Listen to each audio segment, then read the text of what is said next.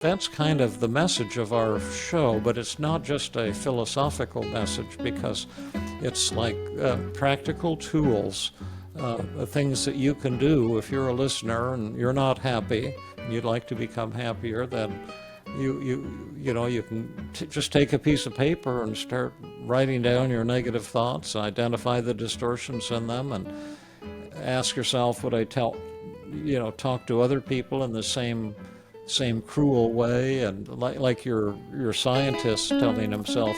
Hello, and welcome to the Feeling Good podcast, where you can learn powerful techniques to change the way you feel. I am your host, Dr. Rhonda Borowski, and joining me here in the Murrieta studio is Dr. David Burns. Dr. Burns is a pioneer in the development of cognitive behavioral therapy and the creator of the new team therapy. He is the author of Feeling Good, which has sold over 5 million copies in the United States and has been translated into over 30 languages. His latest book, Feeling Great, contains powerful new techniques that make rapid recovery possible for many people struggling with depression and anxiety. Dr. Burns is currently an emeritus adjunct professor of clinical psychiatry at Stanford University School of Medicine.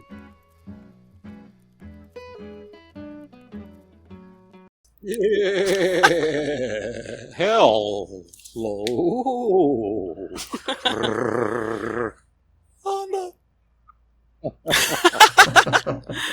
Wow, this is such a creative introduction. Hello, David, and hello, Matt May, who's joining us for the next installment of our philosophical discussions. Today we're finishing Is the Universe Real? And then we're diving into what is the meaning of life. Before we do that, I want to welcome everyone to the Feeling Good podcast. This is episode 410. Hi, David. Hi, Matt. Hi, Rhonda. Hi, Matt. Hey, Rhonda. David, great to be here with you. Well, I thought I would start off today by reading an announcement and reading an endorsement. And the endorsement is really about the app, but it's also about the Team CBT process in general.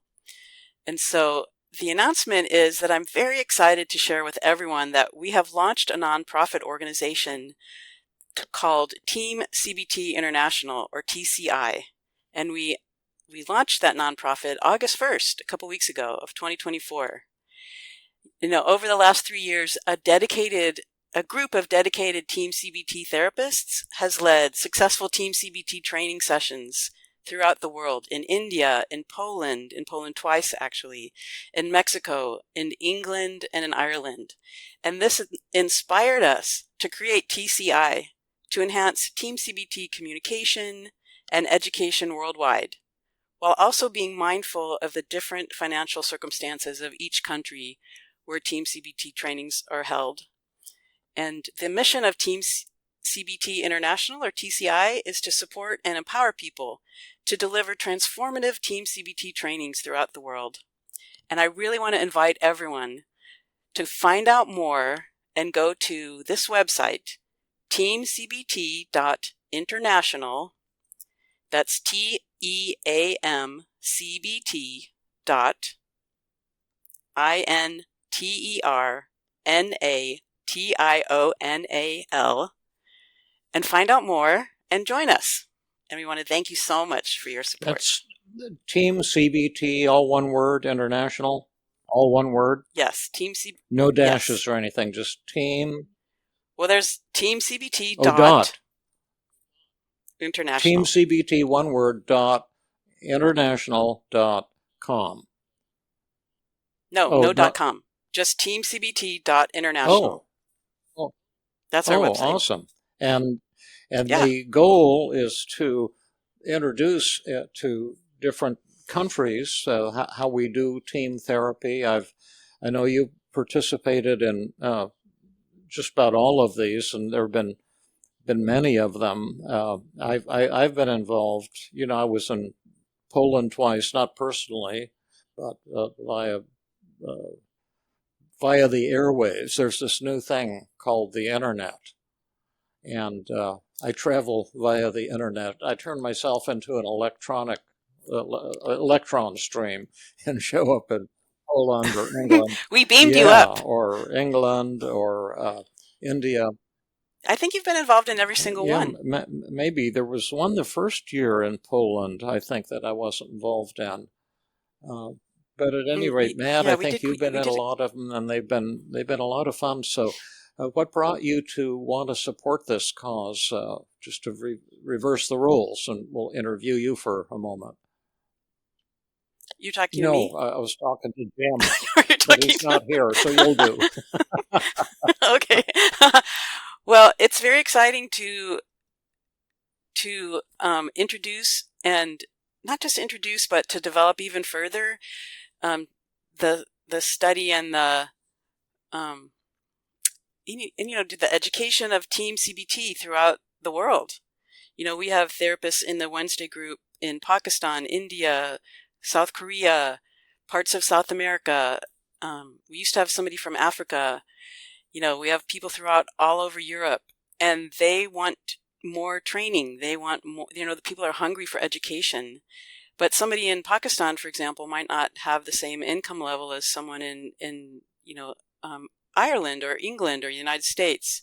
So we want to be mindful that trainings need to be, locally, culturally appropriate, financially viable for each of the populations where we're being taught. So we want to provide Team CBT training, without creating a lot of financial hardship for both the trainers who's putting the training on and the students who are coming to attend. Well, that's great that you put your heart and attend, yeah.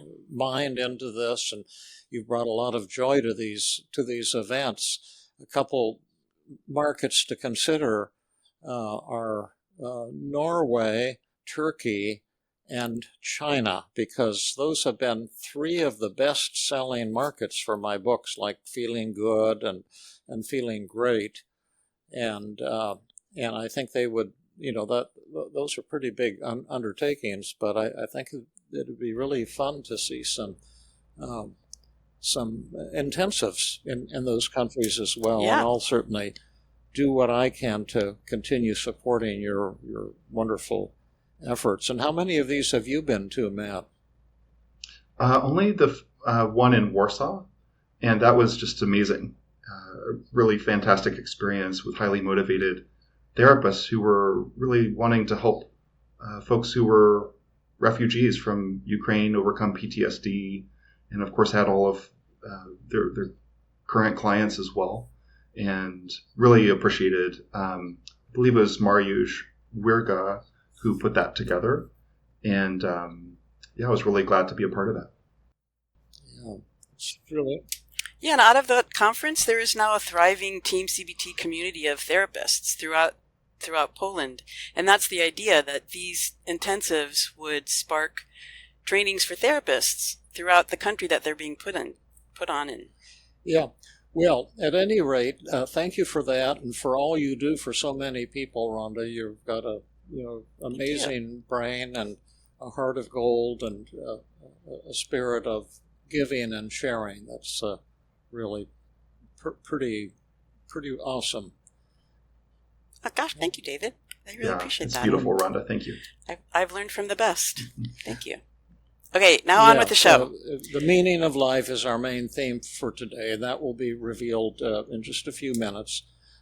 But first, I wanted to... Well, let me read this. Can I read this really great I forgot. endorsement? Yeah, it's kind of a cool one. You should remind me about these things, because with my impending dementia, I mean, you mentioned that 3 minutes ago, and you expected me to hold that in my brain. No luck in that direction these days. I'm happy to remind you. Okay, hello, Dr. Burns.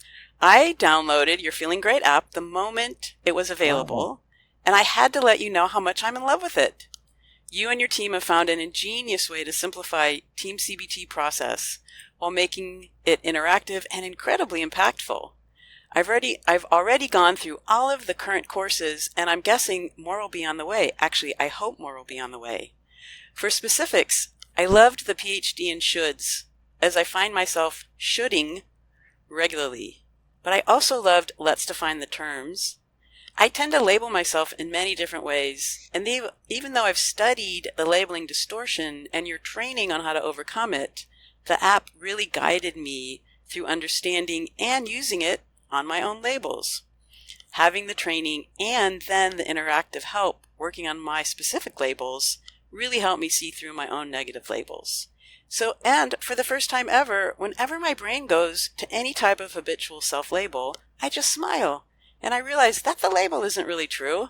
And then it vanishes just as quickly as it appeared. I just want to let you know that I think you hit the ball out of the ballpark with the app.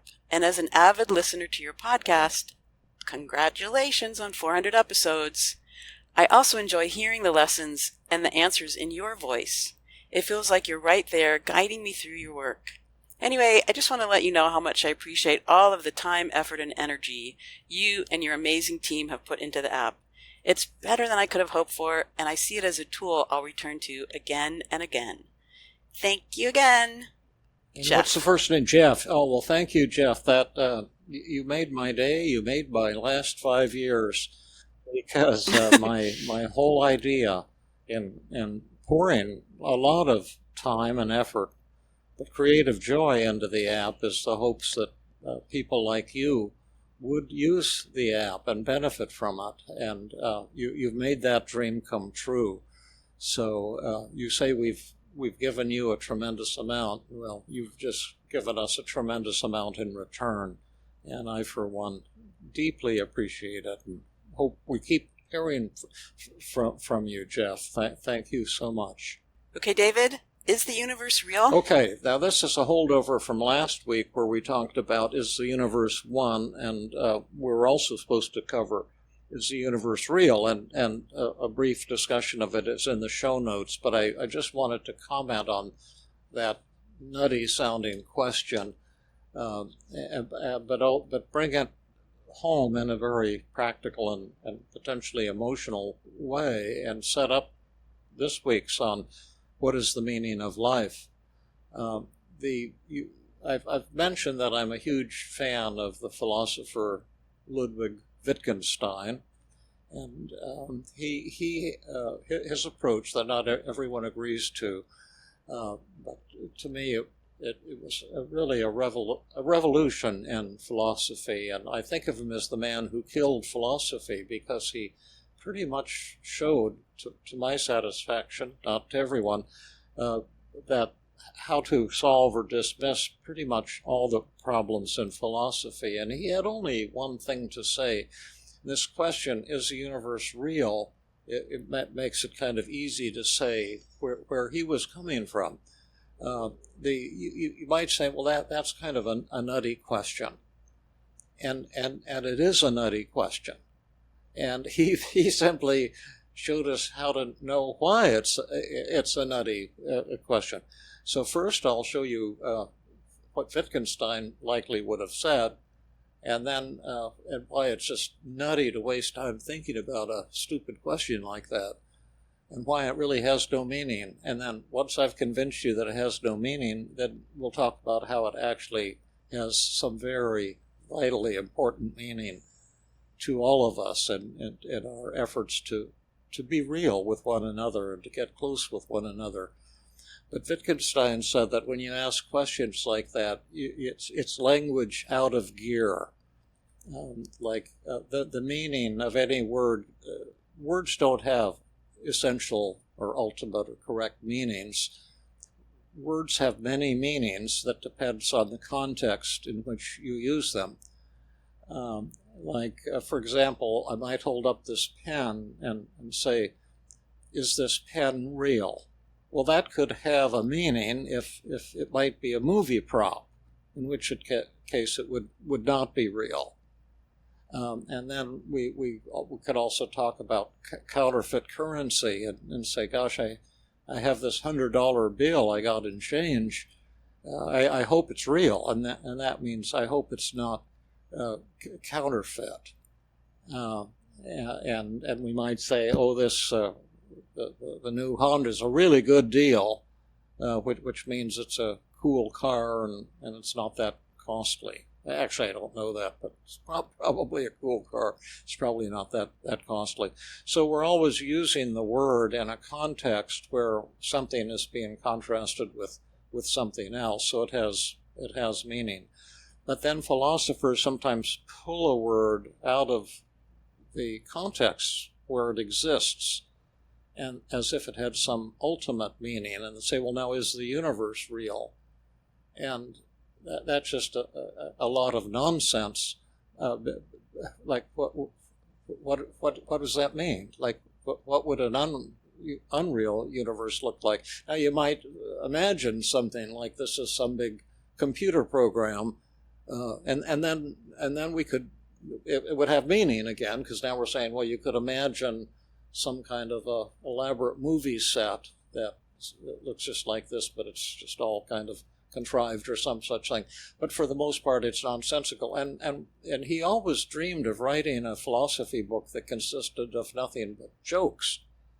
And he said one of the major disappointments of his life is that he couldn't do that because he didn't have a sense of humor, which itself was kind of humorous. And a lot of the things he wrote actually were very, very humorous. But he might write something like this, and you can see this in the show notes. Suppose you're driving through Arkansas or say Nebraska in the summertime, and you're you're a journalist and you're writing about different things going on in Nebraska, and so you see a farmer out in his cornfield working, and so you decide you pull a car over to the side of the road, and you ask him, what are you doing? And he says, I'm growing corn. And then he grabs one of the stalks of corn and holds it up proudly and says, and it is real. And then Wittgenstein would say, what is that tagline, and it is real? Does that add something to it? And it's obvious, just a silly, nonsensical thing. Like, what is unreal corn? Like, nobody was claiming he was growing fake corn for use in movies that have corn in them. So it's language that's out of gear. And once you realize that, you can dismiss the problems of philosophy. Again, everyone doesn't agree with this, everyone doesn't see this, but this was his point of view, and it really works for me, and that's why I left philosophy and went instead to medical school to do something practical and real. But the reason, I don't want to waste your time on nutty philosophy problems that are just a lot of BS, but the thing is that we can give a meaning to something that seems nutty, that does have a lot of meaning, and one of the techniques we use in team is called self-disclosure, as well as the survey technique. And we often do, and then I'll shut up and get Matt's and Rhonda's beautiful feedback on this issue, but like we broadcast a lot of personal work on the podcast, and I've done co-therapy with you, Rhonda, and it's been beautiful, and co-therapy with you, Matt, and like with our beloved Marilyn, who we finally lost. And we worked with her the day she learned she had terminal lung cancer, and what a beautiful session was that. And a lot of what happens in team therapy is that people open up and reveal what you might call their true self. And I don't mean true self or real self in some metaphysical way at all, but just the kind of feelings that we have that we often hide from other people because we're afraid that they would judge us. And then what they discover is not only that when they open up, people don't judge them, but people feel love for them. And what they thought was their worst flaw, the thing about themselves that they were trying to hide, turns into their greatest asset. And an example would have been, we can't publish this podcast or even give much information about it really, because we have to protect the identity of the fellow. But Tuesday we did work with a young man who had felt he went out on a date with some woman, and at the beginning of the date he saw he wasn't interested in her, and the date wasn't very fun. And at the end, she mentioned that she wasn't interested in any further dates, and then he got to feeling all rejected and worthless and inadequate and ashamed and trying to hide those feelings. And then when he opened up with what was really hard about his own life and his own very unbelievably harsh upbringing, with all kinds of unbelievable tragic circumstances and cruel circumstances. It was amazing how anyone could have survived that, and he was just amazed to discover that the people in the group were feeling so warm and close to him, and that's because most of us, I have included, felt like a loser, and women aren't going to be interested in me. I was raised as a minister's son, so I was taught as long as you're sincere and serious, women will go for you. And that's, as the Buddha has said, the greatest lie since the creation of language, that you can't succeed in the dating scene by just being serious and whatever. People want a little fun, they want playfulness, they want a little sexiness. But at any rate, he discovered that a lot of the women in our group found him very attractive and handsome, but it was just very moving, and our respect for him, my respect for him, just went up by about 10,000%, and I suddenly felt close to him. He's always been in the group, and he's impressive. He's very intelligent. You can see he's one of the smartest guys in our group, and very kindly fellow. But I never felt close to him, and until he did that personal work and revealed his, quote, true self. And now I'm running out of things to say, so I will pass it on to the two far more competent and skillful presenters in our podcast today, the lovely and brilliant Rhonda Borofsky and the handsome and brilliant Dr. Matt May. David, that was amazing. I'm excited to learn about the meaning of life. I want to hear from Rhonda first. And I think, Rhonda, you'd mentioned I have some ideas about the meaning of life. In terms of, is the universe real? And just piggybacking on what you said, David, I was in the Tuesday group, and I when you're talking about the personal work that this guy did, and it's true, he's like super smart, and that's always shined through every time he opens his mouth to add something to the group or ask a question. He's very insightful. But I didn't really know him until he was able to be vulnerable and share who he was. And then since then, I've exchanged a couple of emails with him. Because I gave him some feedback at the end of the personal work, and I was worried a little bit that I was cheerleading, and wanted to get his feedback and to see what his reaction was. And I was happy to learn that he did not consider what I did cheerleading, and he liked what I said. It had meaning to him. It was supportive of him. And so I was really happy about that. And now I feel like I have a new friend. When before it was just a guy in the group that I saw on the screen. Yeah.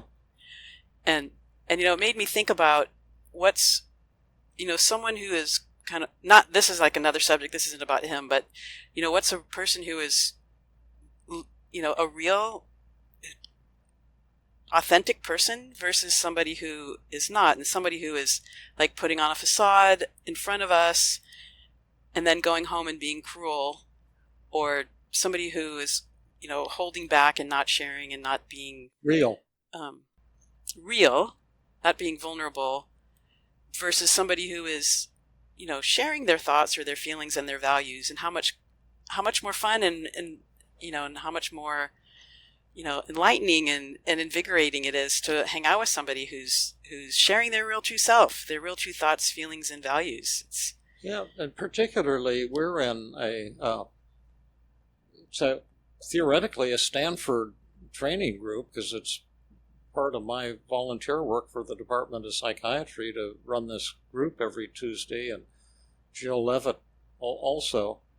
And Stanford I mean, you'd think is a kind of a competitive place, and it is, and people are always trying to impress each other and get the best fellowship and get the best doctor internship and residency, and so there's a lot of unhappiness, and one of my colleagues is working on wellness within the Stanford community, and apparently there's just tremendous amounts of doctors who are kind of unhappy, and they're highly driven and highly successful intellectual people, but they haven't found happiness, and they need a lot of help, just like the rest of us. But what I've found is that when somebody who seems to be an expert, or one of the so-called beautiful people, suddenly opens up and talks about their failures and their struggles, I suddenly, like what you said, Rhonda, feel so much closer to that person. And it's a real trivial point, but to me it's pretty dramatic and pretty really, really important. And it relates to today's topic, what is the meaning of life? Because that's another nonsensical philosophical question. There isn't one meaning of life. In fact, the question itself doesn't have any meaning. It's what we call a piece of word salad or word garbage or something like that. But we have experiences that can be tremendously meaningful, and like on a Sunday hike when someone opens up. In fact, you did, Rhonda, on a recent, when you admitted about your compulsion for shoplifting and how ashamed you are having to hide it all the time. I know. I appreciate the non-judgmental, supportive work that we did together. But no, you just opened up about a painful family issue, and you were very warm and open, and then I just felt so close to you, and I don't know. There's just that to me is like the meaning of my life, just to hang out with people I care about, and then when we're walking on the hike, we're usually consulting on tough cases or the problems of the people in the hike, and it just makes us such a nice way to be with other people, being open and vulnerable, and also working to help heal each other and realize how flawed we all are. And now Matt has something really mind-blowing to say. Well, I was reminded of a very dear patient that I saw, who I think he got kind of wrapped up in this question of what is the meaning of life. And he was referred to me. I got a call from the inpatient unit at UCSF where I had done a little training, and they wanted to refer someone to me, and I was delighted. I was just kind of starting my practice. And I said, well, tell me about them. And they said, well, he's profoundly depressed. He's been in the hospital for over 180 days, and nothing we've done has helped him at all. He'd tried to kill himself in a very serious way, and we're kind of worried about him, and we're not sure we'll be able to keep him here much longer. And we heard you do this kind of fancy, this amazing new work that Dr. Burns has trained you how to do. Would you be willing to see him? And I was quite frightened. I was scared to see him. But I said I would be willing to talk to him by phone while he's in the safety of the hospital and see if he would be a candidate to work with me.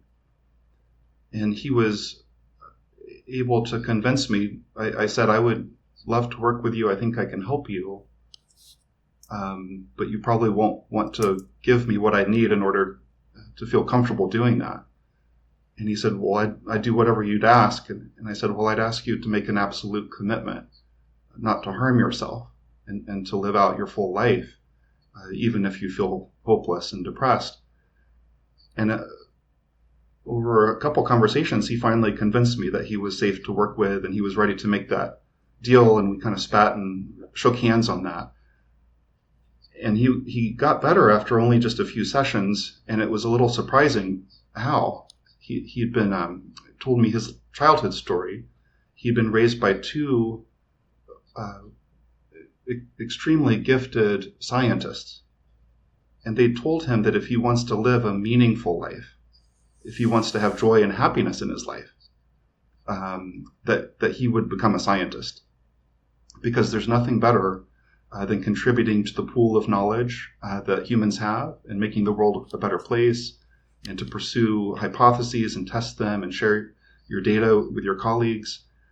And they were very happy being scientists. And so he studied like crazy, and he went to all the best universities, and he was, finally he was publishing his own article, individual independent research work in the top scientific journal. And that was the day that he attempted suicide. Wow. And he said that, I said, why was that? And he said, well, I was in the lab and everyone was smiling and cheering and celebrating and telling me how amazing this was. But I didn't feel anything. I didn't feel any joy or happiness at all. And it just occurred to me, there must be something deeply wrong with me. Because here I've done the thing that's supposed to have meaning, provide meaning in my life, and to give me a sense of joy and happiness. But I felt absolutely nothing. I just faked it. I just turned on a smile and pretended that I was happy. But I didn't enjoy the process. I didn't enjoy the achievement. It didn't matter to me at all. And for some reason I asked him, well, was there ever anything that you really wanted to do in life? And he said, well, actually he was shy about it at first, and he didn't want to tell me. He said, it's ridiculous, yes, but it's so stupid. I don't want to talk about it. But he eventually opened up and he said, I've always loved trains and photography. Trains, oh, yeah. oh. Uh-huh. And photography and painting. And my dream would be to ride on trains, to be an engineer on a train and take photographs of the scenery while we're on the train, and then take my favorite photographs and paint them at night. But I couldn't do that because I would be letting down the scientific community, because he really was gifted. And besides, that would be meaningless. It wouldn't really make the world a better place. And I said, well, would it have meaning to you? And he said, and he almost started to cry. He says, I would love to do that more than anything. It's still my dream. And I said, well, I think there's your cure. I think that would be the thing that would resolve your depression for you and bring joy back into your life if you wanted to. But I see what you mean. Like, you have so much of talent and gift to offer the scientific community. And so I can see why you'd be conflicted. And we talked about it a little bit, and he asked me if I would be okay with that, if I would approve of him doing that. And I said, absolutely. If that led to your recovery and your joy, I would want you to do that. And so his depression score in that session went down to 0. He was recovered because he realized he wanted more than anything to pursue that dream that he'd had his whole life, but thought he wasn't allowed to pursue. And I said, well, you've got to come back for one more session to do relapse prevention. And he said, okay. And he brought this big box with him. That always kind of concerns me when a patient brings in a big box, but it was full of philosophy books. He had all these obscure, they looked like ancient books. And he said he'd read every single one of them because he'd been so miserable, and he was trying to search for the meaning of life because he thought maybe he was wrong about it, or his parents had been wrong. And he said, I don't think I need these anymore. Would you take them? I said, well, I don't really need them either, but I'd be happy to take them. It'll fill up my bookshelves a little bit. and he was so happy. He no longer needed to have a meaning of life. He had found his personal meaning in what he wanted to do. And that had set him free. And I asked him, just please send me a postcard when you're happily aboard the train. And he sent me a very simple note, just thanking me and saying that he's just as happy as can be now. And he's finally doing what he'd always wanted to do. Wow, that is... Oh my God, what a great That's story. a beautiful story. So our old friend Jeff Lazarus has said, when you tell a story, it's always good to point out the meanings at the end because everyone doesn't get it.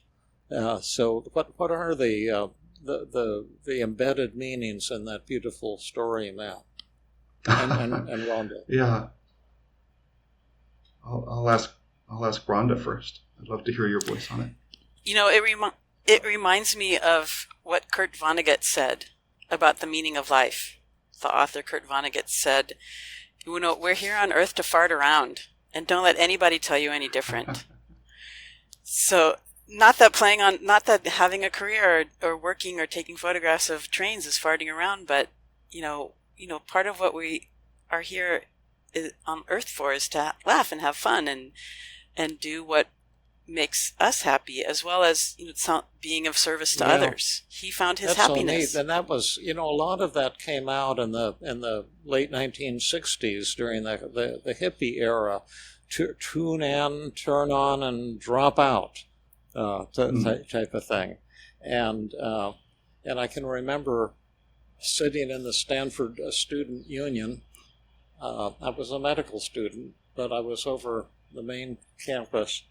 And I think it was the time when it was going around that if you express your feelings, that's how to get enlightenment and fulfillment. So I skipped medical school for a week and went all around Palo Alto and San Francisco with a tape recorder, and I swore to every time I had a feeling, no matter what it was, to express it to someone, thinking some wonderful thing would happen. But at any rate, I was sitting there in the Stanford Student Union, and Ken Kesey, who wrote One Flew Over the Cuckoo's Nest, was a former Stanford student, came in with his merry pranksters, and they were wearing, some of them had on pajamas, and some of them had on a clown outfit, and then Neil Cassidy was an amphetamine addict. He was also one of the original beatniks, which was the thing before the hippies. And he was juggling hammers, and he looked kind of like a mechanic, and he was all covered with tattoos and stuff. And it was just like God was coming through the student union. Like there was this hush went through the place, and everyone, we were in awe that Ken Kesey was here with his merry pranksters, but that's what they were doing. They were taking LSD and turning on and just being in the moment. And it was one of the greatest times of my life, learning how to get laid. That was great. What is the people are getting laid all the time do that other people don't? And a fellow decided to take me under his wing and teach me. And it was really fun learning that. But, and I had a classmate, Gene Altman, yeah. And he was also an oddball. My year, they admitted about 5 oddballs to the medical school class, and I was one of them, and Gene Altman was one of them. He was a history major at Harvard, and he was also turning on and dropping out and finding it. And we used to go over to his house because I remember for a long time he had a party at his house, and it was going on 24 hours a day, 7 days a week. So you could just go over there anytime and become a part of the party. And, they were always listening to psychedelic music and lying around and just kind of being alive.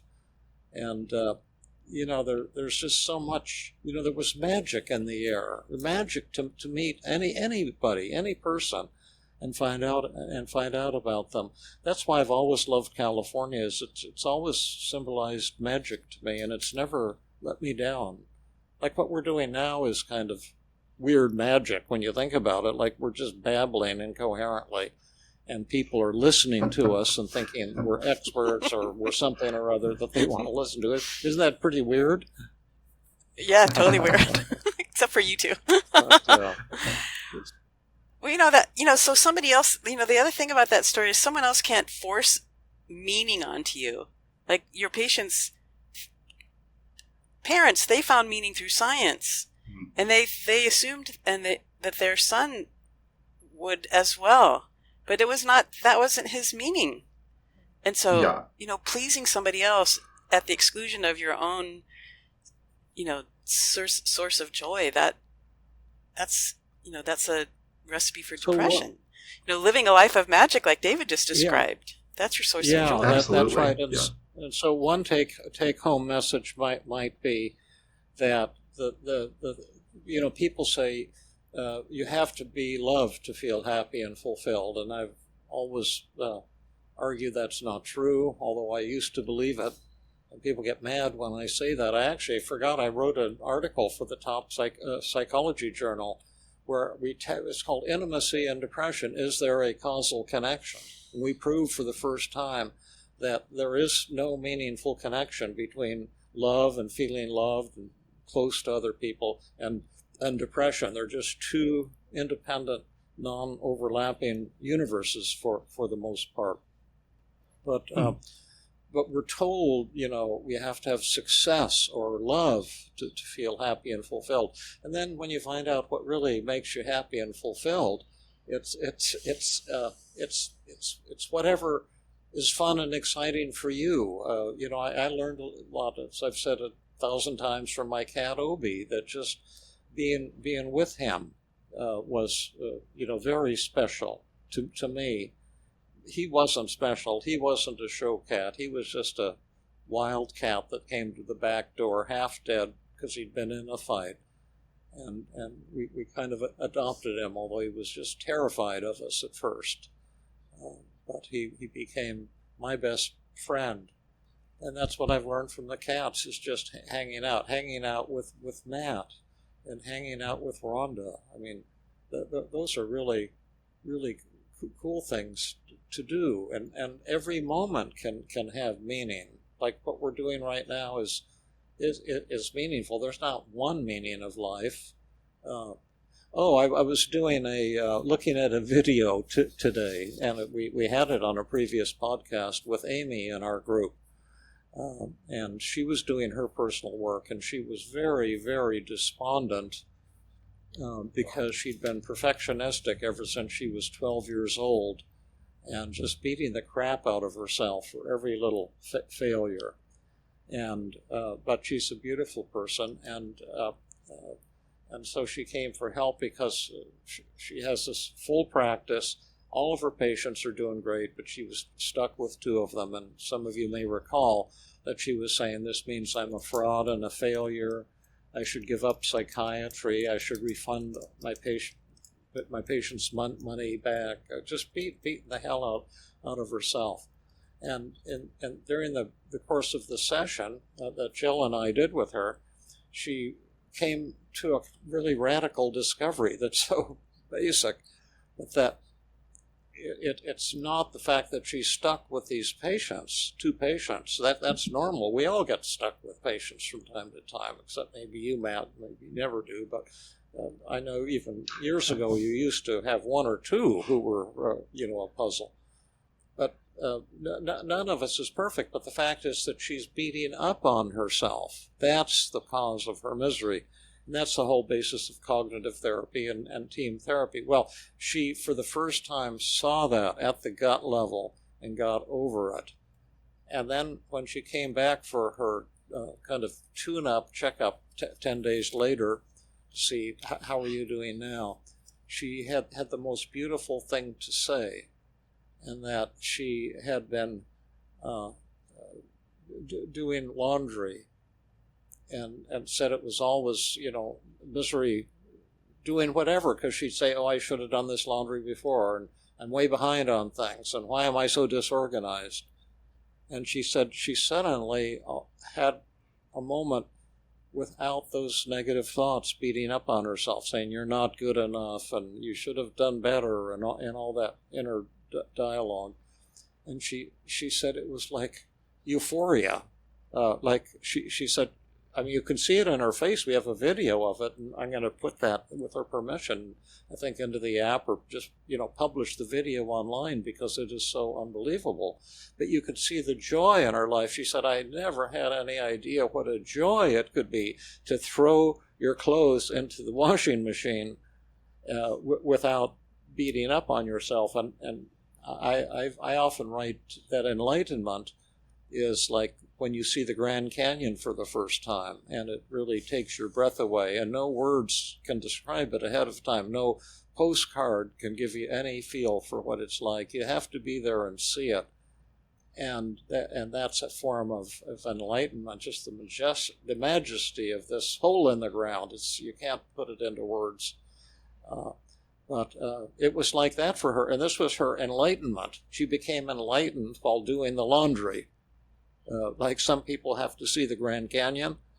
For her, it was enough to see the laundry going into the laundry machine without this inner dialogue. And she found, the meaning of life for her, which is just to do common, everyday things, and to appreciate the riches that we have of just being alive, which isn't to say that the world isn't suffering. Many people are in states of war, starvation, killing, torture. I'm not trying to minimize that, but that joy doesn't come from greatness. Think of all the great people who have committed suicide, or I guess we'll say who died by suicide. Who was that super handsome guy on TV who went around the world, real friendly guy, who was just meeting people and eating ethnic foods and stuff? Anthony Bourdain. Bourdain. Yeah. Oh, right, Yeah. Anthony Bourdain. And he's big, tall guy, and it seems like he hung himself, and it's mind-boggling. Yeah, everyone thought he had a fantastic life, and he was miserable inside. Yeah. I was telling Matt at the beginning of while we were waiting for the technology and stuff, that on Sunday, we're recording this in June, even though it's coming out in August. And for Father's Day, my son, Josh, decided to give his dad, my husband, the gift of cleaning out the garage. And he couldn't do it without me, because he didn't know what to throw away. And I thought, well, I don't want to clean out the garage. I don't want to spend my Sunday doing that. And, even while we were walking to Home Depot to buying shelves, he said, oh, are you stressed out about something? You look stressed out. And I said, yeah, I'm about to walk into Home Depot. There couldn't be any place. Only the DMV is more stressful than Home Depot. And I was like grumpy in the beginning. And he's like, and once we got home, he said, like, take everything out of the garage, and then we'll put it back, or we'll throw it away, or we'll get rid of it. And I was like, I don't want to do this. And as we got into the task, this everyday kind of overwhelm, it could be an overwhelming task. This everyday task that was overwhelming me, it became really, really fun. It became fun working with my son. Josh. It was fun. Well, this is Josh. cool. Yeah, it was fun working with Josh, and it was fun going through boxes and deciding what we needed and what we could throw away. And he was so supportive. And it's kind of like what you're talking about. An everyday task became, very meaningful and fulfilling. Yeah. And then, actually, I've been visiting the garage every day, just admiring how clean it is. Yeah, I know what you mean. Yeah. Yeah. I cleaned up my office. It's getting a little cluttered again, but it's not way out of control, and I have to give it another, little touch up. But yes, it's such a pleasure to go into something you've cleaned up and straightened out. Do you guys remember that play that was so popular in high school, Our Town, by Thornton Wilder, I think? Mm-hmm. You remember it, Matt? Yeah, I performed in that. Yeah. Oh, did you really? You did? Yeah. Can you tell us the story of Our Town? I don't remember all of the details. I was the professor, I think, and I had a very boring role. But what do you recall of Our Town? Well, it was. I remember the gist of it. I don't remember the details, but it was this high school girl, I guess young woman, more politically correct, but at any rate, she dies, and at the start of the play, and then she meets a group of people after she's dead, and she discovers that after you die, you're allowed to return to life, relive one day of your life, and that you can select any day you want. And so they asked her what day she'd like to select, and so she chose some day that was particularly happy for her, like her birthday or the day she graduated from high school, or something like that. And then they said to her, no, you can't choose those days. And she said, well, why not? And they said, because when you were alive, you actually weren't alive. You were kind of in a daydream of some kind, and you didn't notice what was going on. And we recommend you choose the most boring day of your life, because even that is going to be overwhelming, something like that. So she just chose some ordinary day, and then when she comes back, she suddenly notices things that she didn't notice when she was alive, just the birds chirping in the morning and the sun coming up, and just the magic of being with her parents and people that she loved, and babies were being born, and it sounds kind of silly now that I talk about it, but it was very moving for me, and again, it was telling a powerful message that it's kind of like the Garden of Eden message in a way, that we all have the potential to be in this kind of paradise, or to have a joyous experience of life, but we somehow banish ourselves, and create a lot of unhappiness for ourselves. And that's what we're trying to unlock with team therapy, to bring it back to the theme, is to unleash each person's potential, not only to get a lessening of depression and anxiety, but to get not only a lessening, but an elimination. And I had this metaphor, I probably said it last week, but now in my demented state, I'll be saying it every week, so you guys can pretend not having heard it. But I'm thinking about what we're doing is like, the team is kind of like a trampoline, and you jump on it, and then it catapults you first out of depression, like completely. We're trying to get, like you saw with your patient, a 0 on depression, to doing the things he wanted to do. But then it catapults you further in the state of enlightenment. And that's why I'm so excited to publish this video, which I saw just this morning. I was reminded, and I was looking at it with Teresa on our app team. You can see the enlightenment in Amy's face as she talks about doing the laundry. And it's amazing, and I don't know if enlightenment's ever been captured on video before. Well, David, what do you think allows something mundane like doing the laundry to become fulfilling and a source of joy? And what is the question? What allows for something mundane to become fulfilling? Like doing the laundry or cleaning the garage. Because women are doing what they're supposed to do. I mean, I can say for me that cleaning the garage, which you can't be any more awful and mundane than that, it became joyful. Yeah.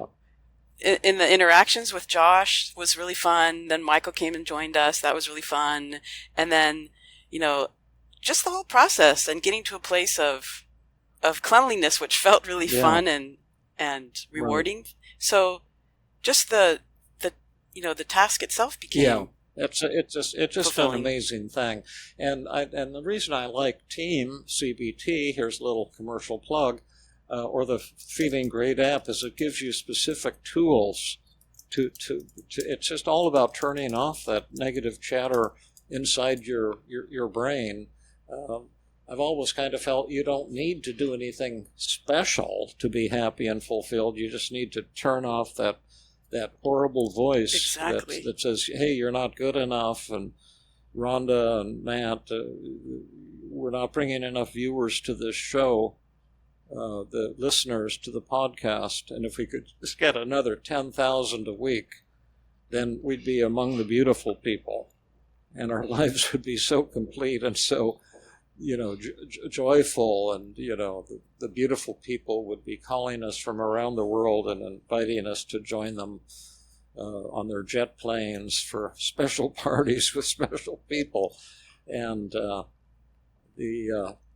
it's kind of a corny message, but we're pretty blessed to be alive. I think the Dalai Lama has always been saying stuff like this too. Isn't that true, Rhonda? I believe so. And, not to beat a dead horse about cleaning the garage, but it is the way you think. It is so much about it is the way you think. Because in the beginning, I was thinking, I don't want to do this. This isn't going to be fun. This is a waste of my time. I wish I could be doing something else. I have to. But then turning it around and thinking, oh my gosh, this is fun to hang out with Josh. Oh my gosh, I just swept away like 20 years of dust. Yeah, that's right. And Josh and I won't always be together in a kind of a healthy, loving way to hang out and look at stuff and just be together. So that's kind of the message of our show, but it's not just a philosophical message, because it's like practical tools, the things that you can do if you're a listener and you're not happy, you'd like to become happier, then you can just take a piece of paper and start writing down your negative thoughts, identify the distortions in them, and ask yourself, would I talk to other people in the same cruel way? And like your scientist telling himself, I should be happy here because I just published an article in the world's top scientific journal. And how could he talk back to that, Matt? It's a should statement. I'm not. I want and I want to go be on a train and take pictures and live the life that I desire the most. I had a couple other thoughts on this. What is the meaning of life question, where I noticed that it's smuggling in a lot of assumptions, and we've referred to some of them, which is that there's just one meaning, or that only one thing could provide meaning, and that it's going to be the same for every person and all the time. It's going to be the same thing, mean the same thing for everyone all the time, and that that meaning is essentially good, or you need to have it. And I think all of those are things we could debate and probably discount or see as false. And I was also reminded of the one experiment, a thought experiment by a philosopher, Robert Nozick, in 1974, developed this experiment called thought experiment called the experience machine. And if you get into the machine, you'll have nothing but wonderful experiences, but they'll all be simulated and fake. It won't be real. And you'll leave your family behind and your friends, and you'll never see them again. But you'll have the most amazing experiences for the rest of your life. And he was trying to point out that people do want something more than just good experiences.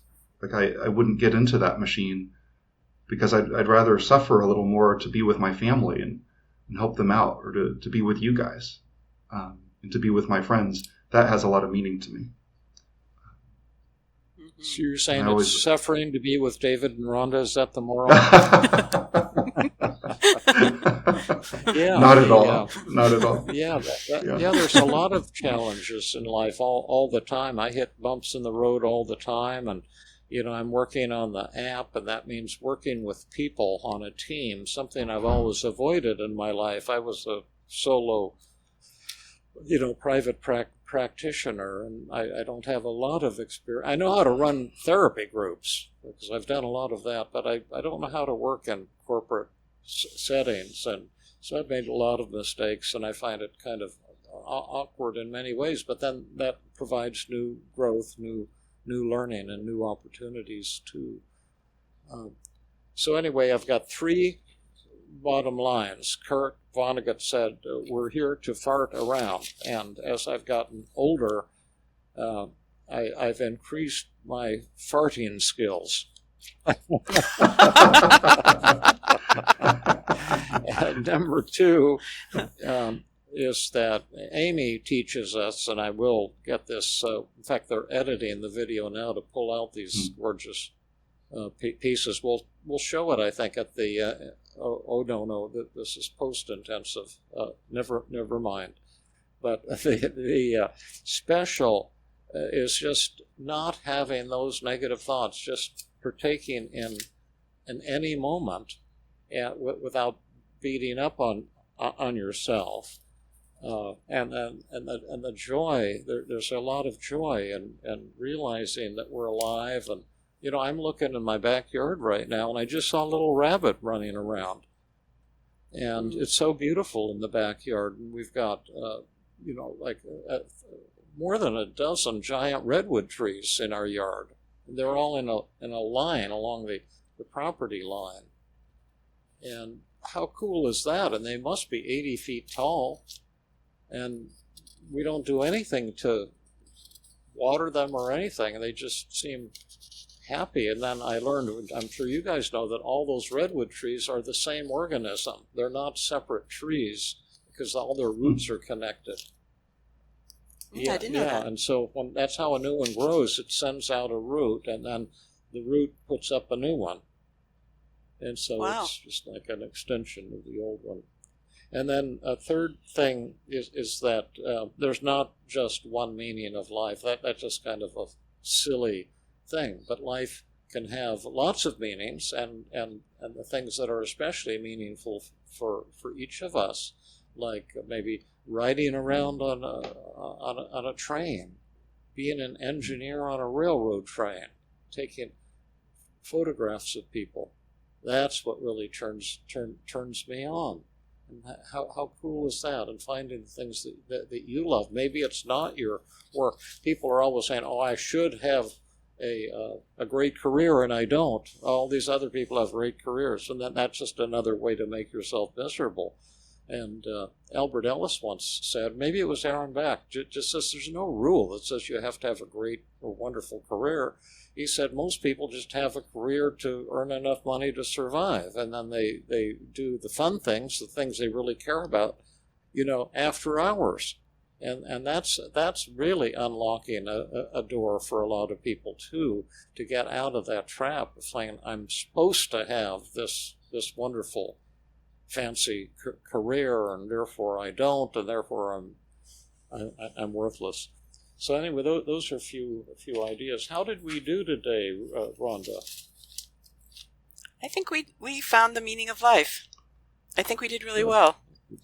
Did we have fun? Did you have fun having this discussion? I thought it was. I thought it was good, and I was glad. I mean, here we've got Max helping us too. I love Max, and we can ask him later how it went. Max was studied philosophy also, and has just kind of magically appeared, creating this video setup, this video studio for us, and helping us get the word out about what we're doing. I mean, gosh, that's fantastic. Not something to take for granted. This joyous, selfless guy who's serving us, helping us, cheering us along, and he just kind of appeared at my front door about 4 or 5 weeks ago to say, I'm here to take all those boxes out of your house. Jeremy said to pick them up, and we had all these boxes of cameras and stuff, and they were in there for months. It was like a nightmare. I was afraid to open any of them and take all of these cameras and lights and everything out. But Max grabbed them and took them and set them up for us, and in a beautiful location in old Palo Alto, and just bringing us a lot of joy. Mm-hmm. Matt, I love the story you told about your your patient that brought meaning to the question of what's the meaning to life. I love that story too that you just told, David, that you had all these boxes that you were afraid to open because who knows what was inside, and Max just showed up at your door and took them, and how much joy that brought to you. And what do you think he said? The first thing he said to me, I didn't know who he was. Jeremy just said, there's this guy, Max, is going to come to your house and take all those boxes and get them out of your house for you, and he's going to set them up for us in this, my father-in-law's office, one of his offices in Old Palo Alto. And when Max came to the door, do you know what he said, Rhonda? I'm happy to take these boxes off your hands. No, that's a good guess. What's your guess, Matt? Hi, my name's Max. Close. He said, hello, David. How awesome is that? That's awesome. This guy and I are going to be friends for life. Okay, you guys, I think it's good time to say bye now. Goodbye, everybody. Thank you for listening, and we're tune in next week for our incredibly charismatic and dramatic and ridiculous podcast on the topic of, I can't remember. Do you remember what it is, Rhonda? I do. I don't know for sure if we have a topic set up yet. We'll be here one way Surprise or another. topic. I know it. It's self-esteem. Self-esteem. Oh, self-esteem. Are we doing that? Oh. Yes. What is the best path to self-esteem? Okay. Is that a good one, Matt? Oh, I don't know if I'm good enough to do that one. Yeah. Okay. Perfect. All righty, everybody. Have a great week again, and thank you so much. And if you're interested in the app, you can take a free ride and see if you like it, and give us some feedback on it, and also ask us some questions, so we can have some cool Ask David and Matt and Rhonda episodes. Nice. Okay. Bye-bye. Bye. Bye.